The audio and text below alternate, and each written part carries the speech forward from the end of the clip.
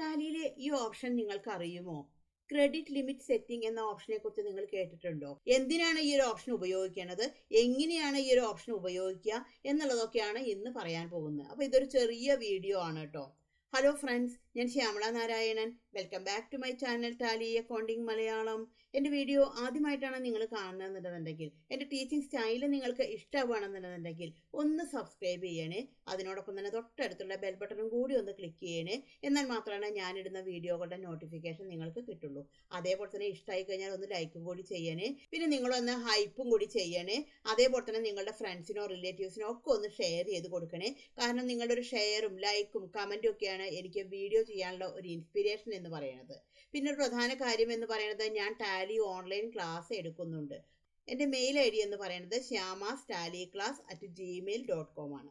അപ്പോൾ നമ്മൾക്ക് വീഡിയോയിലേക്ക് വരാം. അപ്പോൾ ക്രെഡിറ്റ് ലിമിറ്റ് സെറ്റിംഗ് എന്ന് പറഞ്ഞെങ്കിൽ, ഇപ്പോൾ നമുക്ക് ഒരുപാട് ആൾക്കാരെ പൈസ തരാറുണ്ടായിരിക്കും, അതായത് ഡെറ്റേഴ്സ്.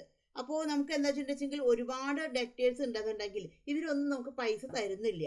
അപ്പം നമ്മൾ എന്തായാലും അവരെ ഫോളോ അപ്പ് ചെയ്ത് ശരിക്കും പറഞ്ഞാൽ, അപ്പം നമ്മൾ അവരെ ഫോളോ അപ്പ് ചെയ്ത് മടുത്തു.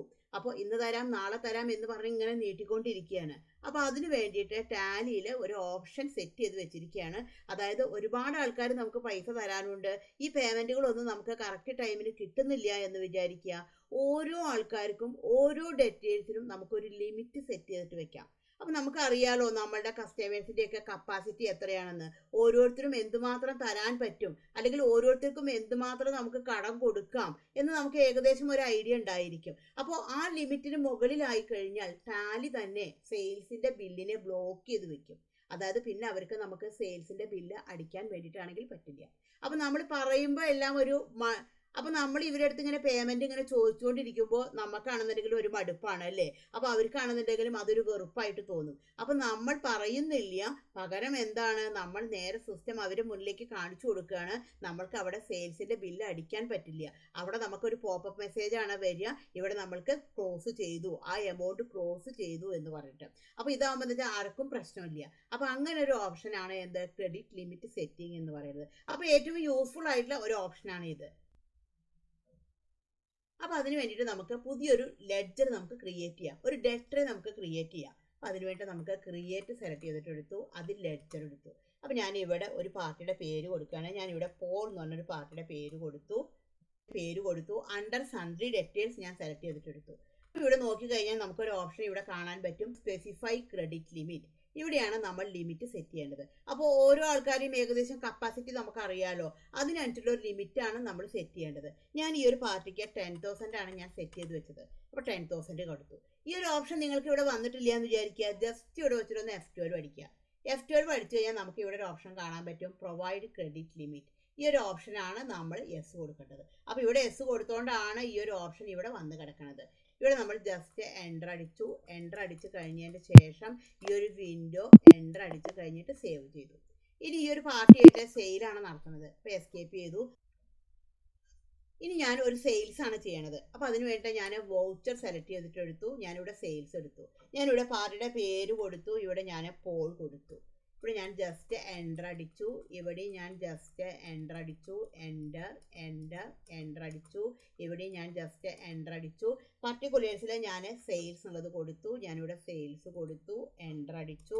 ഞാനിവിടെ എമൗണ്ട് കൊടുക്കുകയാണ്. ഞാനിപ്പോൾ ഒരു 5,500 ഞാൻ കൊടുത്തു. ജസ്റ്റ് ഞാൻ എൻ്റർ അടിച്ചു. ഞാൻ വീണ്ടും എൻ്റർ അടിച്ചു. എൻ്റർ. ആ ഒരു എൻട്രി ഞാൻ സേവ് ചെയ്തു. ഇനി ഞാൻ വീണ്ടും പോളിനായിട്ട് ഒരു സെയിൽ നടത്തുകയാണ്. ഞാൻ പാർട്ടീസ് അക്കൗണ്ട് നെയിം പോള് കൊടുത്തു. ഞാൻ വീണ്ടും ജസ്റ്റ് എൻ്റർ അടിച്ചു. ഞാൻ വീണ്ടും ഇവിടെ വെച്ചിട്ട് ജസ്റ്റ് എൻ്റർ അടിച്ചു. എൻ്റർ. ഇവിടെ ഞാൻ സെയിൽസ് കൊടുത്തു. സെയിൽസിലേക്ക് ഞാൻ സെലക്ട് ചെയ്തിട്ടെടുത്തു. എൻ്റർ അടിച്ചു. ഞാൻ ഇവിടെ എമൗണ്ട് കൊടുക്കണമെന്നാണെന്നുണ്ടെങ്കിൽ ഒരു 7,000 ഞാൻ കൊടുത്തു. ജസ്റ്റ് ഞാൻ എൻ്റർ അടിച്ചു. എൻ്റർ അടിച്ചു. വീണ്ടും ഞാൻ എൻ്റർ അടിച്ചു. എൻ്റർ. അപ്പോൾ ഇവിടെ നമുക്ക് കണ്ടു ഒരു മെസ്സേജ് വന്ന് കിടക്കുന്നുണ്ടാവും. എന്താണ് ഇത്? Credit limit of Paul 10,000 exceeded. അതായത് ഇപ്പോൾ എത്രയായി? 12,500 ആയി.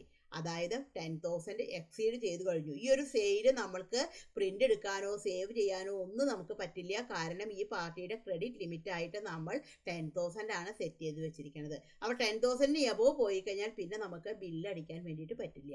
അപ്പോൾ നമുക്ക് ആ പാർട്ടിക്ക് നമുക്ക് ഈ ഒരു മെസ്സേജ് അങ്ങോട്ട് കാണിച്ചു കൊടുക്കാം. അപ്പോൾ പാർട്ടി എന്താണ്, കുറച്ച് എമൗണ്ട് തരും നമുക്ക്. അപ്പോൾ നമുക്ക് ആ പാർട്ടിക്ക് ബില്ല് അടിച്ചിട്ട് കൊടുക്കാം. അപ്പോൾ ഇത് നമുക്ക് ഏറ്റവും യൂസ്ഫുൾ ആയിട്ടുള്ള ഒരു ഫീച്ചറാണ് ഇത്. അപ്പോൾ നമുക്ക് ഒരുപാട് കടങ്ങൾ ഉണ്ടെന്നുണ്ടെങ്കിൽ ആ കടങ്ങൾക്കൊക്കെ നമ്മൾക്ക് ഒരു ലിമിറ്റ് വെക്കാൻ വേണ്ടിയിട്ട്, ഒരു കൺട്രോൾ വെക്കാൻ വേണ്ടിയിട്ട് നമുക്ക് ഈ ഒരു ഓപ്ഷൻ നമ്മൾക്ക് ഹെൽപ്ഫുൾ ആകും.